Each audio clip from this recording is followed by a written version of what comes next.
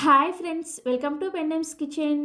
ఈరోజు వీడియోలో road side tiffin పండ్ల మీద ప్రిపేర్ చేసే పల్లి టమోటా చట్నీని ఎలా ప్రిపేర్ చేసుకోవాలో చూపించబోతున్నాను. ఇక్కడ నేను చూపించబోయే ఈ పల్లి టమోటా చట్నీని ఒక్కసారి కనుక ట్రై చేశారనుకోండి, ఖచ్చితంగా ప్రతిరోజు ప్రతి టిఫిన్లో ఈ చట్నీ తినాలనిపిస్తుంది. అంత టేస్టీగా ఉంటుంది.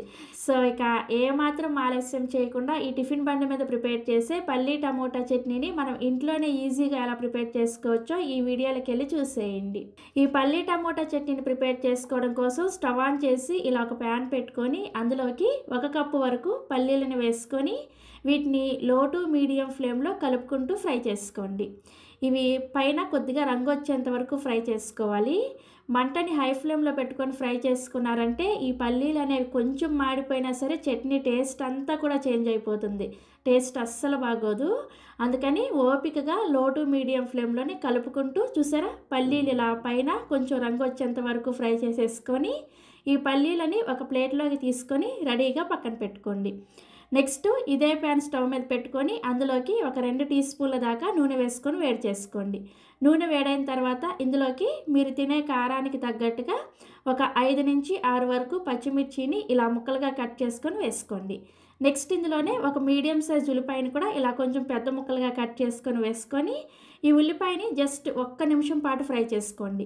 ఉల్లిపాయ మనకి రంగు మారాల్సిన అవసరం లేదు. జస్ట్ కొంచెం ఈ రెబ్బలు అనేది సపరేట్ అయ్యేంత వరకు ఫ్రై చేసుకోవాలి. సో ఉల్లిపాయ రెబ్బలు చూసారా ఇలా సపరేట్ అయిన తర్వాత ఇప్పుడు ఇందులోకి 1 ఇంచు దాకా అల్లాన్ని పైన తొక్క తీసేసి ఇలా కొంచెం ముక్కలుగా కట్ చేసుకొని వేసుకోండి. నెక్స్ట్ ఇందులోనే ఒక 4 నుంచి 5 వరకు పొట్టు తీసిన వెల్లుల్లి రెబ్బలు, ఒక పెద్ద టమోటాని ఇలా పెద్ద పెద్ద ముక్కలుగా కట్ చేసుకొని వేసుకోండి. అదే మీడియం సైజ్ టమోటాలు అయితే 2 టమోటాలని ఇలా ముక్కలుగా కట్ చేసుకొని వేసుకోవాలి. సో ఇవన్నీ వేసుకున్న తర్వాత ఒకసారి కలుపుకొని ఇప్పుడు ఇందులోకి 1 టీ స్పూన్ దాకా జీలకర్ర, ఒక రెమ్మ కరివేపాకు కూడా వేసుకొని కలుపుకోండి. సో ఇలా కలుపుకున్న తర్వాత మూత పెట్టేసి ఈ టమోటా ముక్కలు అనేది కొద్దిగా మెత్తబడేంత వరకు లో టు మీడియం ఫ్లేమ్లోనే ఈ టమోటా ముక్కల్ని ఉడికించుకోవాలి. సో ఒక 3-4 నిమిషాలకి మూత తీసి మీకు చూపిస్తున్నాను చూసారా, మనకి టమోటా అనేది ఇలా మెత్తగా అయి ఉంటుంది అనమాట. మరీ మెత్తగా గుజ్జులాగా అవ్వాల్సిన అవసరం లేదు. ఇలా కొంచెం ముక్క అనేది మెత్తబడితే సరిపోతుంది. సో టమోటా ముక్క ఇలా మెత్తబడిన తర్వాత ఇప్పుడు ఇందులోకి చిన్న గోలీ సైజ్ అంతా చింతపండుని వేసుకోండి. చింతపండు కూడా మరీ ఎక్కువగా వేసుకోవద్దు, చట్నీ టేస్ట్ చేంజ్ అయిపోతుంది. ఇక్కడ వీడియోలో చూపించాను కదా ఆ సైజులో చిన్న ముక్క చింతపండుని వేసుకోండి. చింతపండు వేసుకున్న తర్వాత జస్ట్ ఒకసారి కలిపేసుకొని స్టవ్ ఆఫ్ చేసేసి ఈ టమోటా మిశ్రమం మొత్తాన్ని కూడా పూర్తిగా చల్లారనివ్వాలి. సో మనకి టమోటా మిశ్రమం అనేది పూర్తిగా చల్లారిన తర్వాత ఒక మిక్సీ జార్ని తీసుకొని అందులోకి మనం ముందుగా ఫ్రై చేసి పక్కన పెట్టుకున్న పల్లీలను వేసుకోండి.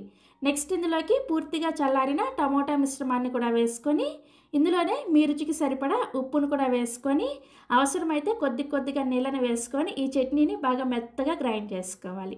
ఇక నేను మీకు చట్నీని గ్రైండ్ చేసిన తర్వాత చూపిస్తాను చూసారా, ఇలా బాగా మెత్తగా గ్రైండ్ చేసుకోవాలన్నమాట. ఇలా గ్రైండ్ చేసుకున్న ఈ చట్నీని ఒక గిన్నెలోకి వేసుకోండి.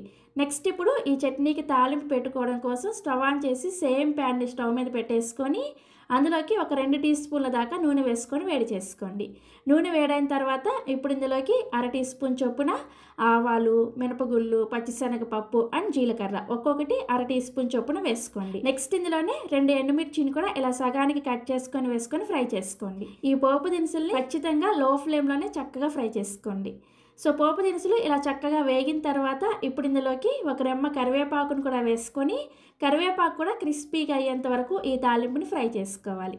సో కరివేపాకు కూడా చూసారా ఇలా క్రిస్పీగా అయిన తర్వాత స్టవ్ ఆఫ్ చేసేసి ఈ తాలింపుని తీసుకొచ్చి మనం ముందుగా గ్రైండ్ చేసుకున్న ఈ చట్నీలో వేసుకొని కలుపుకున్నారంటే చాలా చాలా టేస్టీగా ఉండే పల్లి టమోటా చట్నీ రెడీ అయిపోయింది. ఇలా ప్రిపేర్ చేసుకున్న ఈ పల్లి టమోటా చట్నీని ఇడ్లీలో కానీ, దోశలో కానీ, మైసూర్ బోండా, పునుగు ఇలా ఎందులోకి సర్వ్ చేసుకున్నా కానీ చాలా చాలా టేస్టీగా ఉంటుంది.